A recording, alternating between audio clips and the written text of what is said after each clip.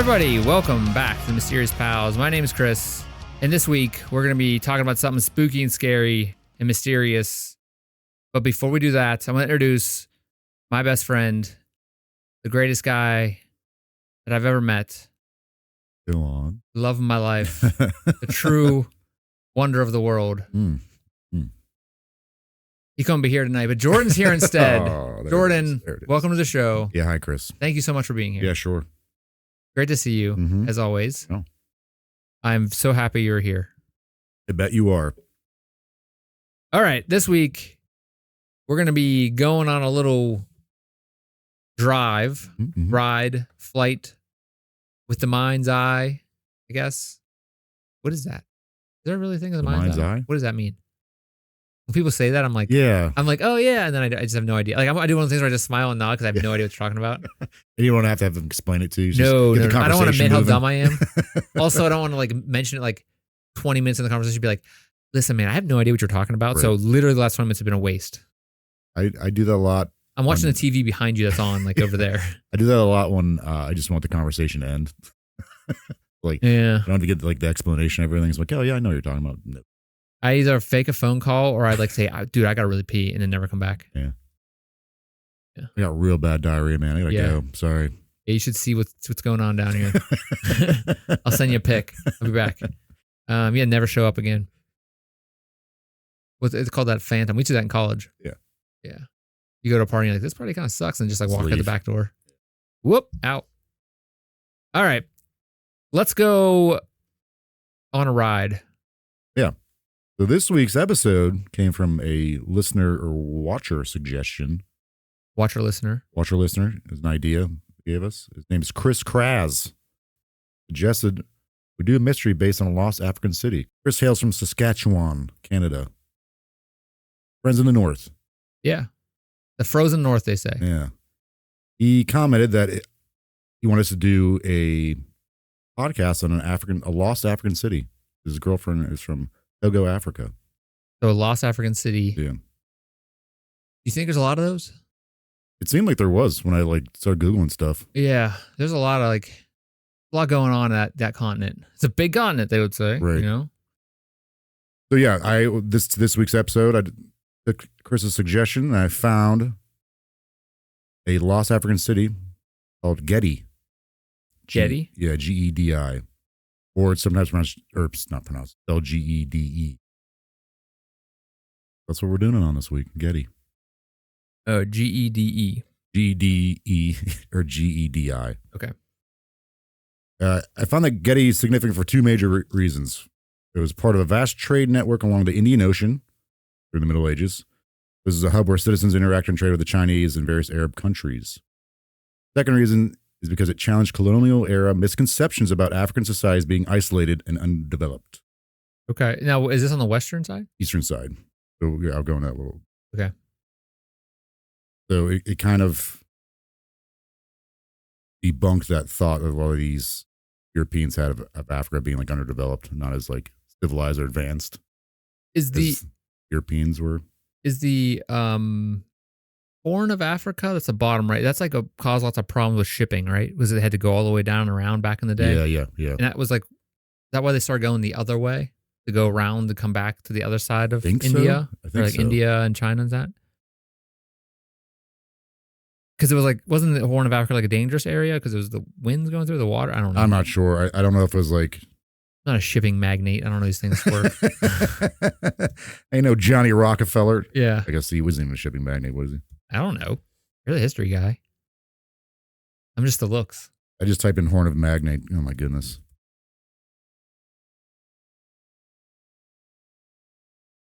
I think they might have avoided it because it might have been more time consuming. Okay. So it wasn't so much that's just danger. A guess. I don't know. But like who was like, hey man, you know what? Instead of going like what they probably like went down, they probably just followed the coast all the way around, I'd imagine. Yeah. And they were just like, I'm just gonna go this way. And the other guys were like, you're nuts. You're not gonna do that. You won't do it. Did it go through Djibouti? And this guy was like, he's probably, trying to show off for his friends. Like, I'm gonna go this way. I'll see you guys later. We'll see who gets there first. It's probably like a show off thing. I'm not a historian. That's probably how it went. Sure. Yeah. I wasn't paying attention. So at one point, it was a very impressive trade city along the Indian Ocean during the Middle Ages. Suddenly, though, however, during the 17th century, it was completely abandoned. 17th century, 1600s. 16th or 17th century. Completely abandoned. No definitive reason why. This entire town was just city. Gone. It was gone. How big was it? What are we talking here? I mean, it's a major trading hub, right? Yeah. I'd imagine. So at that time, it had 2,500 people. Okay. There was no real written historical evidence that Gedi even existed. Existence was mostly unknown until the 20th century when it was rediscovered. Okay. For the longest time, like people didn't even know it was there, other than like the locals. How many years are we talking? Was there like 2 centuries it was around? Centuries? They believe it was built in either the 12th or 13th century. Whoa. By the 17th century, no one was left. No one was there. By the 17th century, no one was there. And it wasn't rediscovered again until like 20. Now, was that because the person taking notes on this was like, we came back, we drove past the 17th century, no one was there. So this is in a heavily forested area, so the forest kind of took over everything. Okay. Like So when they cruised by, they were like, look at that crap. Yeah. Was like the city like, 3 blocks away bumping, and they were just like, we just left. That was the old crap. We moved over here. Because I think they're doing that in they're doing that in Egypt right now. They're building a whole new like city, like administrative city outside of Cairo, because Cairo is too overcrowded. Okay. And they're building like an entire city like not far away from Cairo, but like Really? yeah. It's like they're like building these huge buildings and everything. Be like, this is the new administrative center of Egypt. Because Cairo is too overcrowded. Just giving up on Cairo. Well, I think it's just like there's so many people who live there. Now we want to build a new, whatever. There's no room. So they went down like the road a little bit and built a new city. Turkmenistan, I think did the same thing. All right. But that's more of a dictatorship though. Military dictatorship, I believe. But they did the same thing. They just built a whole new like center, like a whole new city from their old capital, brand new, like giant capital, like super nice. Mm-hmm. I don't know the story of like, can people actually afford to live there type of thing? I don't know that whole story, but it seems like a thing people do sometimes. Yeah. It'd be like America building a new DC somewhere else. Right. Like drive out to like Oklahoma and be like, there's a bunch of corns here. We're just going to build a new White House here. I know that Cairo doesn't really have a middle class. When I was there, they had all these like abandoned buildings. Like, when I was there, when I was summering in Cairo, they had all like, so they were building all these buildings, like apartments and like skyscraper kind of things, like luxury apartments. They stopped building because like no one can afford this. It's like the ghost cities of China. Yeah. Where China comes in and builds like a big, I think they did this in Africa a lot. They build like big cities and like no one can go and no one can afford to live there. So they're just completely empty. There's like a lot of places in China that are like that too. I think things went bad recently, but. All right. So where exactly is Gedi? Gedi is located in the eastern African country of Kenya. Kenya itself sits along the Indian Ocean, an area known as the Swahili Coast. The Swahili Coast is a region known for its network of ancient trading ports. The strategic position made Gedi a crucial point in the Indian Ocean trade routes connecting Africa with Persia, Arabia, India, and even China. Gedi itself, though, lies several miles inland, so it's not directly on the coast. So the original, like the city itself wasn't actually on the coast, but it was like a coastal. Yeah, the Swahili Coast is what it's called.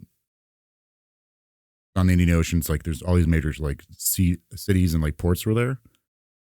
Trading purposes, they kind of like boomed because of that. Okay. There's actually quite a few other abandoned cities that were found along this coastline. I think it's kind of interesting. So this is just one of them. It's located near the coastal town of Malindi, approximately 94 miles or 150 kilometers northeast of Mombasa, Kenya. Nestled with lush and dense Urabaku Soke forest, Gedi is somewhat hidden from casual discovery, adding to its mystique and appeal. Again, the forest overgrew and like took everything over, so that's why a lot of people didn't know of it, other than like locals. Like I said earlier, it's believed that city was abandoned either 16th, but most likely the 17th century. And as I said earlier, there's no recorded documents of it ever actually existing, so people didn't know where to go looking for it, or that it was even there. Just because they didn't write stuff down back then, or they didn't keep good notes? Well, this town, apparently, city didn't really take much notes. Or like... Well, didn't other companies that were trading with them? Like, yeah. Go down here. But that's what makes it even weirder, though, that like no one knew of it. Yeah. Yeah, those weren't good note takers, maybe. I don't know. A lot of like what happened, people think happened is all like hearsay from people around there, like around the area. What do you think might happen? Is it like, was it on like original maps that people drew?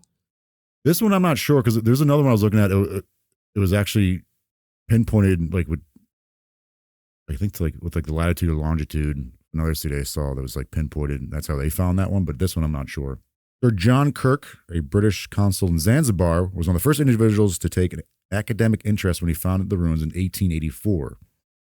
Those efforts did not yield widespread attention.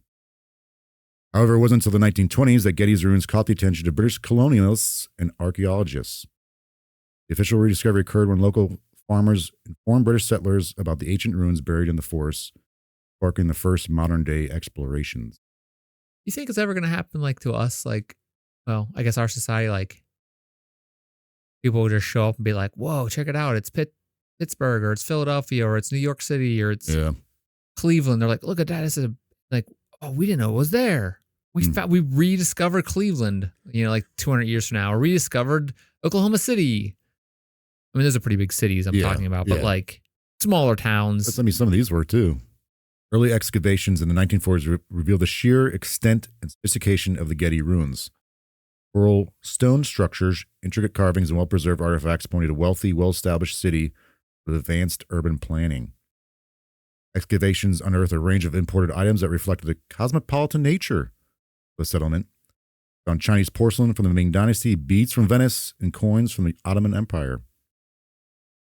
These findings showcase Gedi's role as a prominent trade hub in the Swahili Coast, intricately connected to the global economy of the medieval and early modern periods.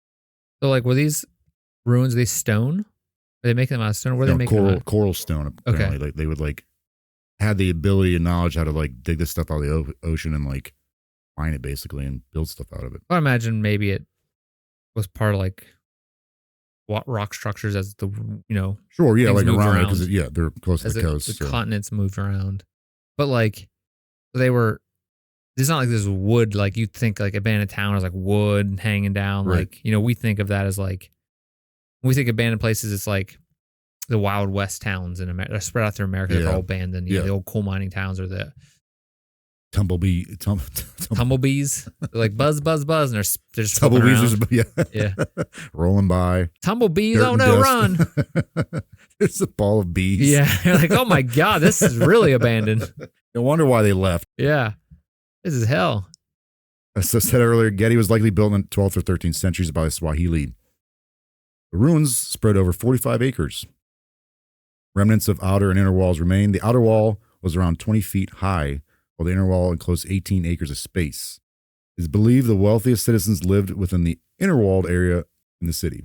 This division mirrored social stratification commonly found in Swahili cities. So that's where it would like, based off of what they're seeing here, our guys who are seeing here, they're like able to be like, oh, this is Swahili built. Okay. The structure, like this, the architectural design of it. I said earlier, the height of the Gedi population was around 2,500 people. That's not that many people when you think about it. No. But like you expect that was like probably permanent residents, and then there's like people coming in and out all the time. Yeah. The city's layout included residential areas, public spaces, religious buildings, and areas for trade and commerce. Narrow streets typical of Swahili urban design crisscross between the buildings, connecting the inhabitants of Gedi to key locations such as mosques, markets, and water wells. One of the most striking aspects of Gedi's architecture was the use of coral stones in construction. These coral blocks were quarried from the ocean, which is an abundant resource along the East African coast, and then shaped into large bricks. So apparently this material provided durability, but also kept interiors cool in the tropical climate. These people knew what they were doing. They've done it for a long time. Yeah. So these, like I said earlier, like people just were kind of blown away by this. Like, well, we thought these people were like, didn't do any of this stuff. They were expecting to see this, Yeah. But also you got to think like, who was the guy who was like, I'm going to start building some stuff out of these bricks. And people started showing up. Yeah. Like who was the guy who was like, let's start building a bunch. And then people start coming like, yeah, let's start doing that. Like the idea that I find it fascinating, the idea of people coming together and building a town, especially, a long time ago. Like obviously, they had the ability, but it was like who was like, we're all gonna start building together, and like they got along enough to actually make it prosperous. Right. Yeah. I mean, it can't be easy. No. But I guess you have to do it out of like mutual need or necessity. Yeah, maybe they got sick of they got sick of war. They're trying to protect themselves, like war with other people in the area. Many of the structures had ornate carved designs showing a strong aesthetic influence from Persian and Arab countries. One of the most significant buildings in Gedi was the Great Mosque. This stood at the heart of the settlement. They believe it was built in the 15th century. This mosque reflects both Islamic influence and Swahili architectural traditions. It had a capacity to hold hundreds of worshippers, indicative of the city's sizable Muslim population and the importance of Islam in daily life. Another key structure in Gedi was a sultan's palace. Sultan is king, kind of equivalent, yeah. Likely served as the residence of the city's ruler or an influential family. So do you think like they had elected leaders this time whenever this place was founded? Is that a thing? I wouldn't. Or was it just more of like, this is my land, we're building it on my land? Like, because like, whose land was it? Right. That's usually how it goes with like, yeah. In lords and stuff. People that live there are like Western Swahili people. I'm guessing it would have been the strongest guy around. Yeah, maybe. Or might be hereditary too. Oh, okay. Probably say it's probably hereditary. Like the line of like tribal leaders up until this. Sure. This grand structure is multi-storied, which is rare for the time, and shows the wealth and status of Gedi's elite. It had multiple rooms, courtyards, and even bathrooms. Highlighted the advanced nature of urban life in Gedi. I thought this was interesting. Wealthier homes had indoor toilets and bathrooms. What? Yeah. Where'd it go? Where'd the tinkle go there? So, I mean, it's not like you're saying they had plumbing, is it? I think of like not as we know it. But it's like went in a hole. Somewhere. Like a really deep hole. Yeah, and like it was like well thought out, well planned, like urban planning. Which okay. Because I know you brought this up before when we talked about like Victorian England. How they were just like dump their crap in the streets. Even in America, they did that up until like the 1900s. They were like a lot of places did, but like that was kind of neat. Like they were doing this. Yeah. Here. Yeah, especially like when people say like those in that country, the people of this country were in Africa were not able to do those things. Like people in the West, thought that like even back then, the 1700s, 1600s, they were like the quote savages of Africa. They don't know how to do anything. They can't possibly have a city or anything. Yeah, they thought they're too disconnected and too not smart enough. Yeah. It's kind of like no, people have been building stuff for a long time. Yeah.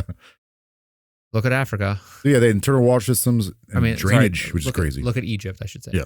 Like parts of Africa, including Egypt, like people have been building stuff for a long time. Structures. Archaeologists have found evidence of sophisticated drainage systems, bathrooms with flush toilets. Flush toilets? Yeah, and cisterns used to collect rainwater. Okay. This level of development was ahead of its time and really seen in other African cities from the same period. Public wells and bathing areas were located strategically across the city to ensure easy access to clean water. That was obviously essential for the city's residents, and particularly in light of the tropical climate and seasonal changes. Bugs. Imagine the bugs they had around there. Oh my gosh. Hate them all bugs. So as said earlier, it's believed the city was completely abandoned in the 17th century, possibly the 16th. So why would such a prosperous, significant, integral trade city be abandoned? Was it the slave trade? No. Was it, was it still a forest? It wasn't turned into a desert or anything like that? Was there signs of war? No, that's kind of interesting you brought that up. Okay. One of the reasons Gedi's abandonment remains so mysterious is the lack of written records. Like I mentioned earlier, like nothing's really was written down about the city. Didn't really knew it existed. Unlike other Swahili cities, Gedi left behind no detailed historical accounts. Really weird.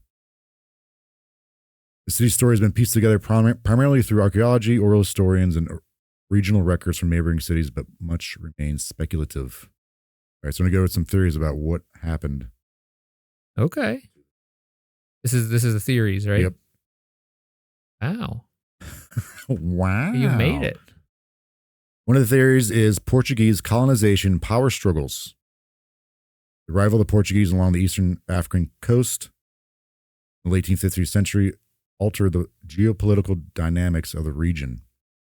1498, Portuguese explorer Vasco da Gama reached the Swahili Coast, marking the beginning of European interference in local affairs. So, like, again, foreign powers coming in from the outside messes everything up. Yeah, they're like, wow, look at this continent. It's gigantic, and there's a lot of things here. The Portuguese sought to control lucrative trade routes that connected East Africa to the Middle East, India, and Asia. So they're kind of coming in and like taking over the territory. By the 16th century, the Portuguese had established strongholds in cities like Mombasa, Ilwa. Mombasa, again, like I said earlier, is like 90-something miles away from Gedi. Is the Portuguese like, were they a big, this is like, is this the age of discovery? Yeah. Are they like a big world power at this time? Yeah. Like, Which is crazy because it's such a tiny country. yeah, I was like, the Portuguese doesn't seem like, weird. They just like got really good at boats. I don't like naval stuff. Yep. Yeah, okay. And, I mean, trade. Yeah. Once you do that, you can start like dominating trade and trading and making all your money off of that. Okay. The military campaigns disrupted traditional trade networks, which may have contributed to Gedi's decline. However, though, Gedi does not appear to have been directly involved in any conflict with the Portuguese, making this theory plausible, but not conclusive. It is possible that Gedi, as a smaller city, felt the broader economic effects of Portuguese dominance in the region. Okay. I mean, if they're going to do anything, right? Like, you want to come in and take over the trade routes if you want to be a world power. Like, it doesn't make sense to me, though. Like, maybe people don't understand trade at that time. Because, like, why would you want to be in charge of everything? Just because you want to charge a fee? Yeah. If you control it, like. But, like, then you can't trade if people aren't trading crap. So how are you making money? Doesn't make sense. Wait. Like, if I control the trade routes, which means, why would I do that?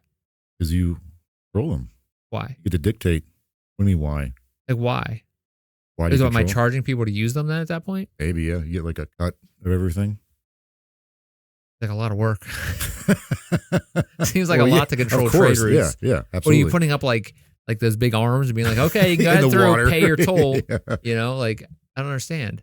Because then trade doesn't work if you're the jerk that's stopping other boats from doing stuff. Yeah.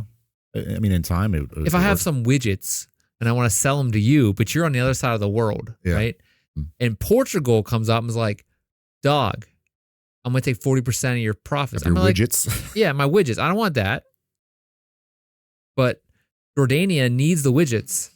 Gotta have those widgets, man. Yeah. And New Christopolis has the widgets and manufactures the best widgets around. And also cool things like that. Why would you be like, yo, dog, you can't come over here. You got to pay me to drive down my road. Can you just go like a different way? Good, yeah. It's the ocean. Yeah, right. I don't understand. There's certain routes I think you have to take, though. But it seems like Portugal were really good at the Portugals were really good at were really good at doing that. Portugal's the mans. Yeah. I don't know. Seems like a whole nother can of whoop ass I'm opening here, just trying to figure this out. If you're from Portugal, welcome aboard. Thank you for tuning in. The hell were you doing? How did it work? Ready for the next one? I don't know.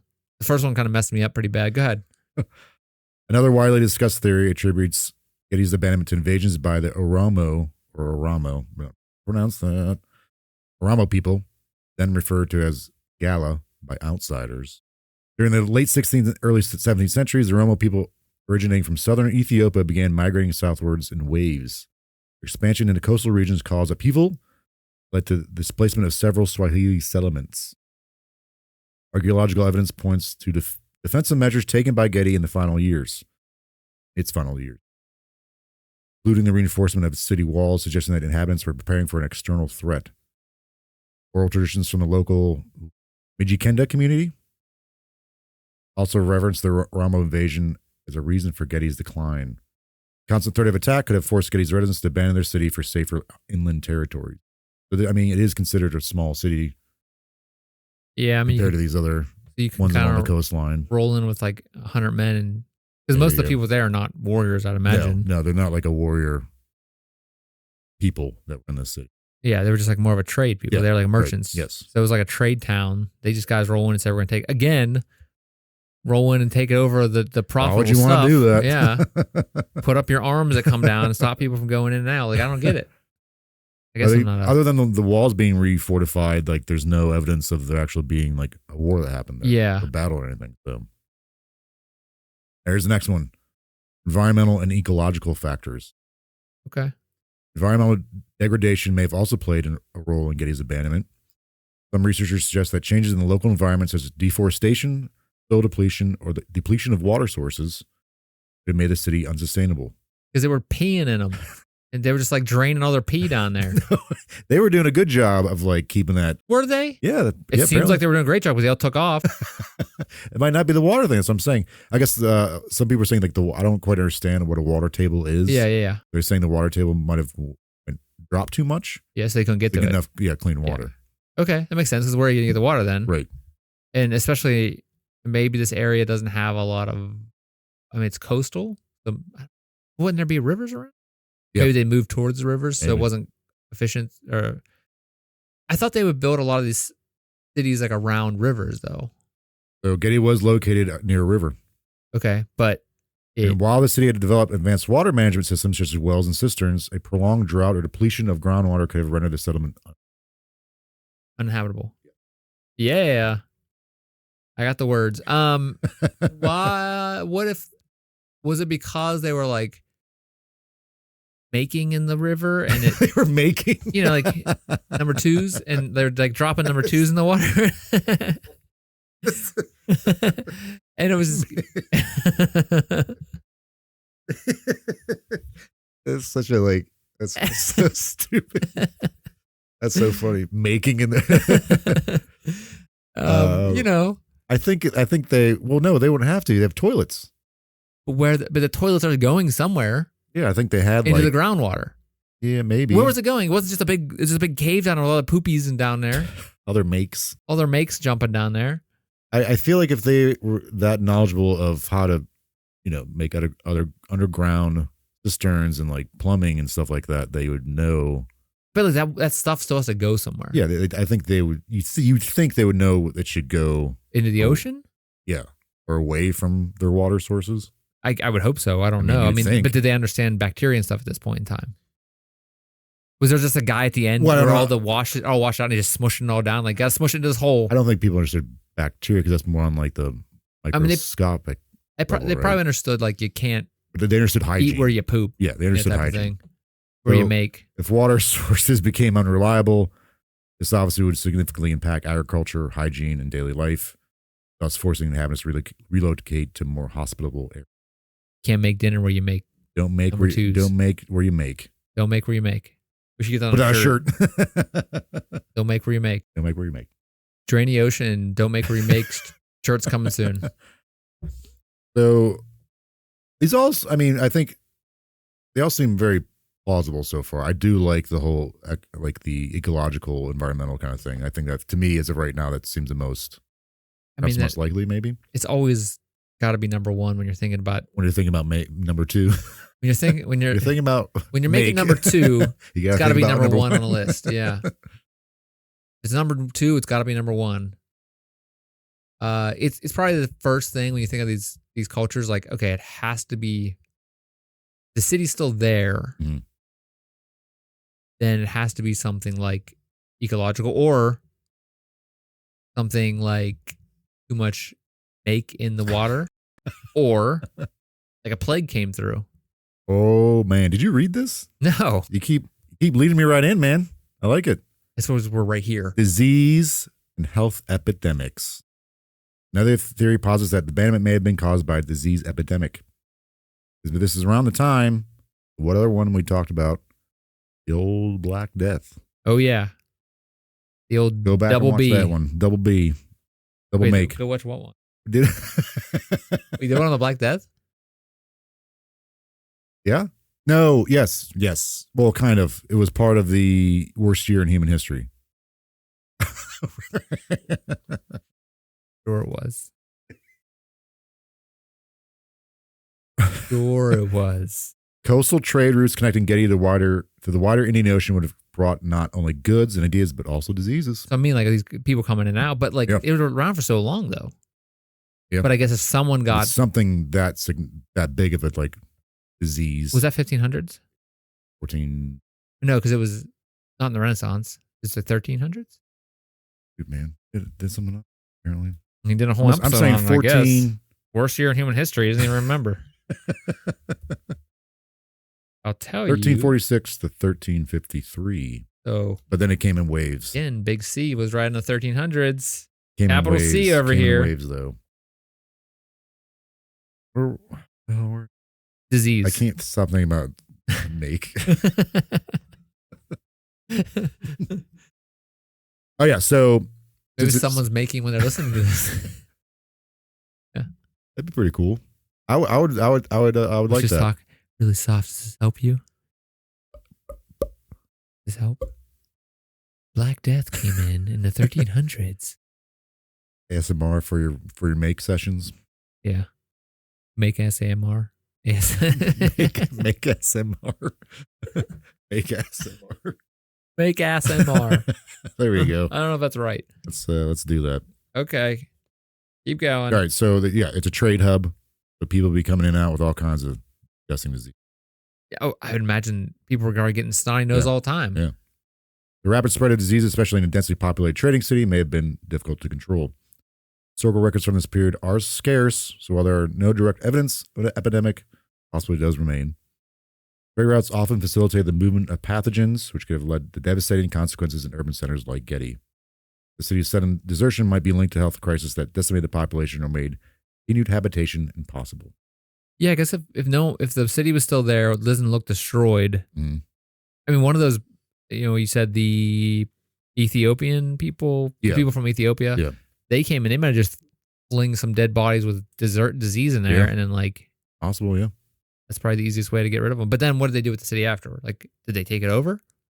Yeah. If you're going to do that, why not take the city? But I guess I don't know. But if everybody got sick, and like so everybody wouldn't they get sick in turn then? Yeah, so maybe it's more of like someone got sick, someone had a little snotty nose, and they're like, oh crap, and everybody takes off, and then they're like, we're not going back to the city, it's cursed, that type of thing. Right. I did see somewhere that some people do think that jinns, like genies, like what is it? DGINN. Yeah, thank you. Jinn, yeah. That from jinns are there. What? Something to do with like a curse or something like that. The jinn? Are you talking about what we do in the shadows when Nandor gets the jinn? The gene. And yeah. The gene. Dude, I think that some people do think it's probably cursed. Yeah, I mean that would make sense. Because why would they abandon this place? Especially if it's prosperous. Yeah. But again, did they like move like a mile down the coast and we're like, let's build another one? I mean, maybe there would be a record of that, right? Yes, they didn't write anything down though. When at some point someone would be like, yeah, I used to live there. Well, yeah, but then they would die before they wrote it down.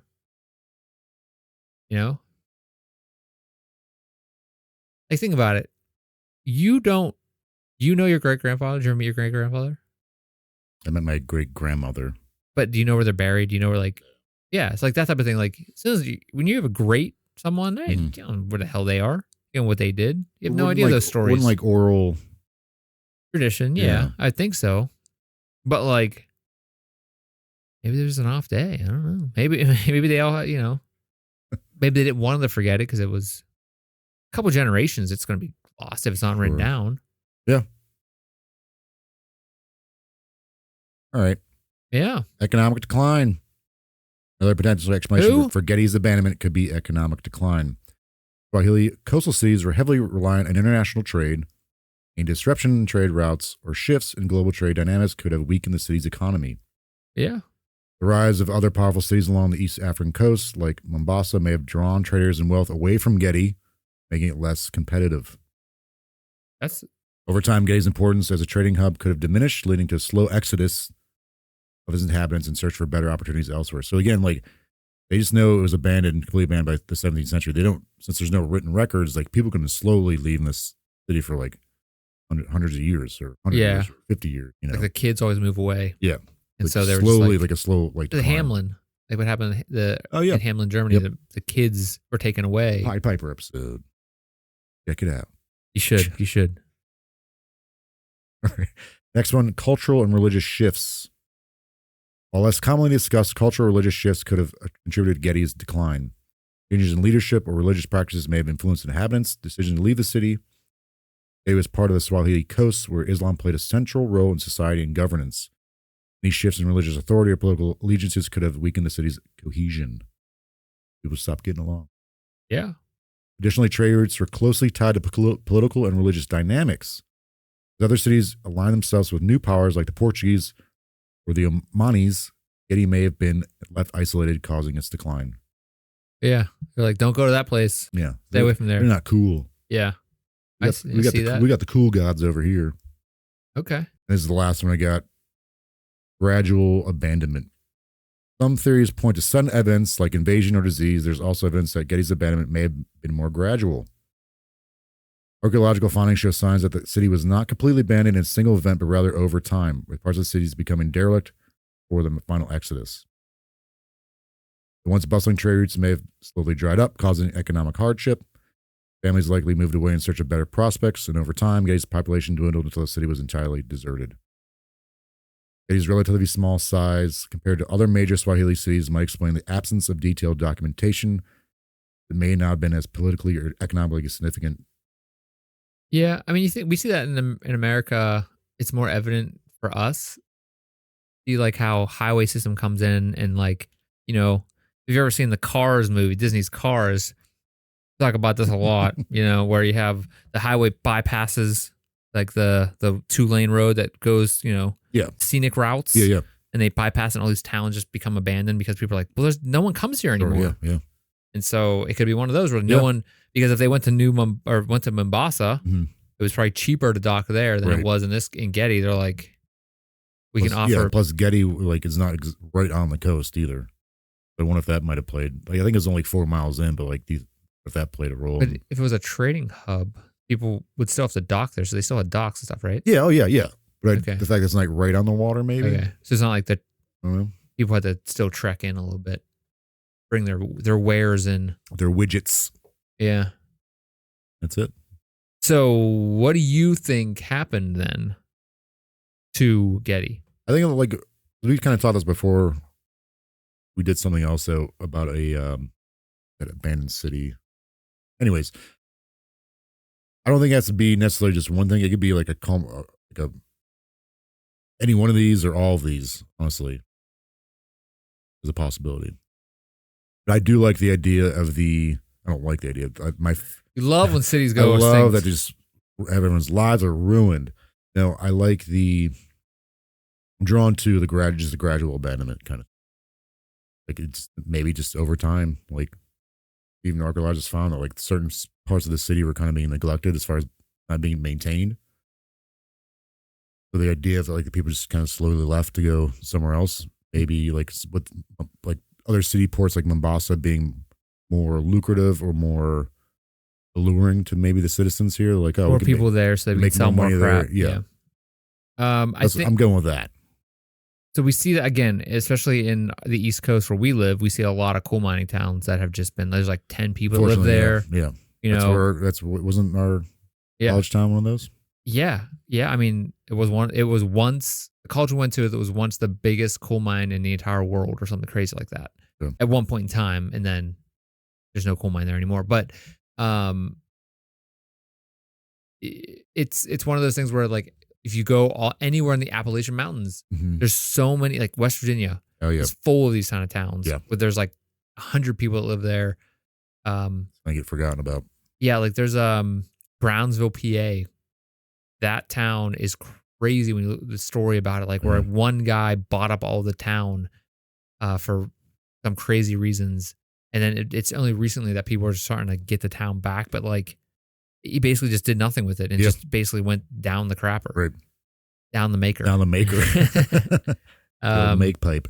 So you think that it's kind of a combination of those? I think, I think it could be like two of these together or, any of them. I do think that's definitely a possibility that one, maybe traders weren't going there. Like it wasn't seen as a Mecca kind of thing anymore. Like, oh, we have to go to this spot, get these goods or trade these goods. Like as soon as other cities started popping up, bigger cities maybe, it kind of like drained some of the wealth out of there. So people slowly just kind of maybe progressively left over like 100 years or something like that. Yeah. Or very well could have been disease too, but I think they would have found, well, if it was disease, I feel like they would have found bodies somewhere, like a burying people, or something like that. Like a mass grave of. I would say that, but even just like some kind of. What do you think? Like you walk in, it's where like they would like Indiana Jones, where there's like a bunch of skeletons like propped up against the wall, and like, oh no, they're like hanging on the doorsteps. Right. Wasn't anything like that. But so I think it makes more sense that it's just like makes more sense that it was like an economic decline of, I don't know. I think I'm going with the ecological thing. Yeah. I think it could be a drying up of resources such as like water itself. Natural resources, or even resources that aren't coming to the city anymore. Like trade goods. Right. So the trade guys come in. They're like, hey, like, we don't have any water. Like, we'll see you later. And so people are going to stop. What are you guys making then? Yeah. Yeah. How do you meet your maker then? You can't flush your makers? Yeah. I would say that it's probably, you said it makes most sense that like there's a drought around that time. That probably started the feed. Maybe, yeah. We started people now going to the next town up the coast. And it probably was more prosperous to go up the coast a little bit further, especially with a town of 2,500 people. Right. And I think that anytime like a city gets abandoned like this, you kind of have to take into account like natural resources. Yeah. Maybe they ran out of stuff to build. Yeah. Maybe they ran out of land to build. Maybe there was there any like types of like ecological or not, more of, what am I trying to say, like landslides or something like that, something that caused kind of like a disaster. Right. And they were like, well, there's no way we can do this. It's definitely possible, like for others, happening to other cities, I would imagine. Yeah. All right. Well, is that all you got? Mm-hmm. We got no answers of where the people of Gedi went. I wonder if they could do like a DNA thing, but then how would they trace it to something from Gedi? Unless they found a body buried there and got DNA from that, maybe? I don't know. I'm sure there's way smarter people than me that are actual good doctors that could figure this out. But I don't know if DNA would work because there's Swahili people living there. And these Swahilis were like, not the group, like they're all along the coastline. Well, if you have a person that was buried in a town or family, they found like a couple generations. Oh, sorry. Yeah, I see what you're saying. Okay, yeah. And then they were like, went up to Mombasa and they're like, oh, here's their lineage. Right. Then that's where they went. Yeah. They must have escaped. I think they did that with, the Mayan people. Mm-hmm. They recently found out like, hey, if we kind of track things. All right. Well, thank you, Otter, to our listener, Chris. Something.